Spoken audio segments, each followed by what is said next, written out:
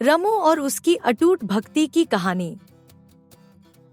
एक छोटे से गांव में रमू नाम का एक गरीब किसान रहता था।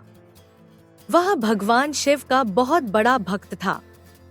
हर साल महाशिवरात्रि के दिन वह जंगल से बेलपत्र इकट्ठा करके मंदिर में शिवलिंग पर चढ़ाता और रात भर जागकर भजन गाता। लेकिन उस साल उसकी फसल बर्बाद हो गई थी।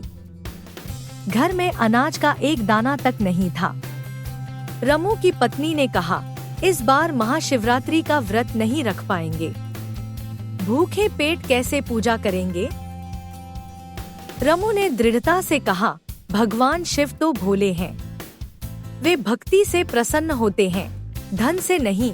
उसने दिन भर व्रत रखा और शाम को जंगल की ओर बेलपत्र तोड़ने चल पड़ा। रास्ते में भयंकर आंधी आ गई। बारिश की बूंदें पत्थर की तरह गिर रही थी।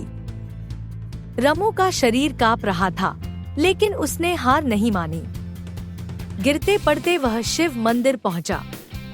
वहां उसने बेलपत्र चढ़ाए, दीपक जलाया और धीरे धीरे शिव तांडव स्तोत्र पढ़ने लगा।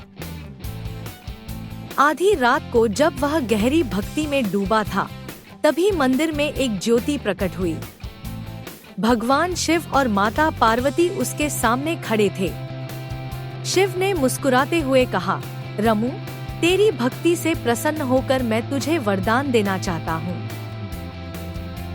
रमू ने हाथ जोड़कर कहा, प्रभु, बस इतना वरदान दे कि मेरे गांव में कभी अकाल न पड़े और सभी को आपकी कृपा मिले। शिवजी ने प्रसन्न होकर उसके खेतों को सोने की फसल से भर दिया। अगले दिन जब रमू ने अपने खेत देखे तो वहाँ सुनहरी बालियां लहलहा रही थी। गांव वाले हैरान रह गए। उस दिन से रमू की भक्ति की कहानी सभी को महाशिवरात्रि की सच्ची शिक्षा देती है। भक्ति और संयम से भोले भंडारी सब कुछ पल में बदल देते हैं।